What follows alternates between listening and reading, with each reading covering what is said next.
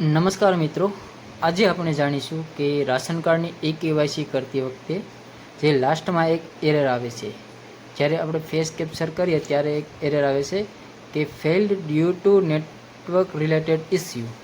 તો એનું સોલ્યુશન કઈ રીતના કરવું એ આ વિડીયોમાં તમને બતાવ્યું છે.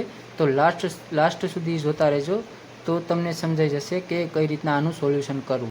જો તમે આ વિડીયોને સ્કીપ કરતા જશો તો તમને માહિતી કંઈ સમજાશે નહીં.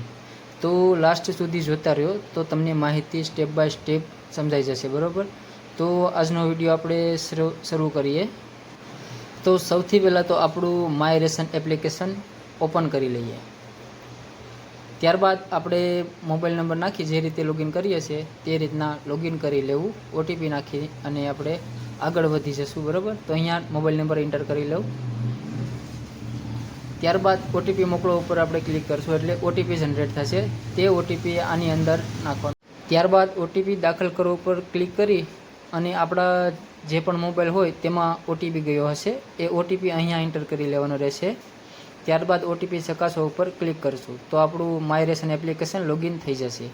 ત્યારબાદ આધાર KYC લખેલું છે ત્યાં આપણે ક્લિક કરશું. ત્યારબાદ આપણે નીચે સ્ક્રોલ કરી અને નીચે આપણે ટિક કરવાનું રહેશે. આપણે આ બધું વાંચવું હોય તો વાંચી લેવાનું, બરાબર. ઉપરની સૂચના અમે વાંચી છે એમ કરી આગળ વધવાનું. ત્યારબાદ અહીંયા કેપ્ચર આપેલા છે તે કેપ્ચર અહીંયા દાખલ કરી લેવાના, બરાબર. ત્યારબાદ કાર્ડના સભ્યોની વિગત મેળવો એના ઉપર આપણે ક્લિક કરશું તો દરેક સભ્યની વિગત અહીંયા આવી જશે. પછી આધાર KYC માટે સભ્ય પસંદ કરો તેના પર આપણે ક્લિક કરવાનું રહેશે. તો જે પણ સભ્યની આપણે KYC કર્યું હોય તેને આપણે ક્લિક કરશું. ત્યારબાદ આ સભ્ય આધાર KYC કરો એના પર ક્લિક કરશું. ત્યારબાદ અહીંયા સહમતિ આપશું તેમાં આપણે ક્લિક કરશું. હું સહમત સ્વીકારું છું એના પર ક્લિક કરી OTP જનરેટ કરવા ઉપર ક્લિક કરશું. ત્યારબાદ OTP આવશે જે આધાર નંબર લિંક હશે તેમાં. તે OTP અહીંયા આપણે દાખલ કરવાનો રહેશે. તો જે પણ મોબાઈલમાં OTP આવ્યો અહીંયા દાખલ કરી લેવાનો. ત્યારબાદ OTP ચકાસો ઉપર ક્લિક કરશું. ત્યારબાદ અહીંયા આપણે જો એક એરર જોવા મળી છે, fail due to network related issue એવી એક એરર આવી છે. તો આને આપણે કઈ રીતના હટાવી તો એના માટેની આગળની પ્રોસેસ તમે ફોલો કરતા રહેજો. તો સૌથી પહેલાં તો આપણે આને બેક કરી લઈએ. ત્યારબાદ માય રેશન એપ્લિકેશનને એપ ઇન્ફોર્મેશનમાં જઈ એના સ્ટોરેજ ડેટા ક્લિયર કરી નાખવાના, ડિલેટ. ત્યારબાદ આપણે સેટિંગમાં જઈશું. સેટિંગમાં જઈ અને એપ મેનેજમેન્ટમાં જવાનું. દરેક મોબાઈલમાં અલગ અલગ હોય છે. તો એપ લિસ્ટમાં આધાર ફેસ RDના પણ સ્ટોરેજ ડેટા અને શેષ બધા ક્લિયર કરી નાખવાના. ત્યારબાદ ડિલીટ કરી દેવાનું અને ત્યારબાદ આપણે ફરીથી એપને લોગિન કરવાનું જ રહેશે. તો માય રેશન એપ્લિકેશન લોગિન કરવા માટે એપ્લિકેશન ઓપન કરી ત્યારબાદ મોબાઈલ નંબર જે પણ હોય એ નાખી અને OTP દાખલ કરી ને OTP ચકાસો ઉપર ક્લિક કરવાનું રહેશે, બરાબર. જેવી પ્રોસેસ પહેલાં હતી એવી જ હશે.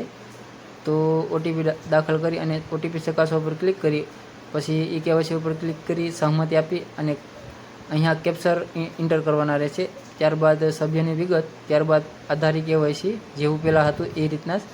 પછી હું સમજ છું OTP આધારનું જનરેટ કરી લેશું. ત્યારબાદ અહીંયા OTP આધારનો જે આવેલો હોય એ આપણે અહીંયા એન્ટર કરી લેશું. OTP ચકાસો ઉપર ક્લિક કરશું.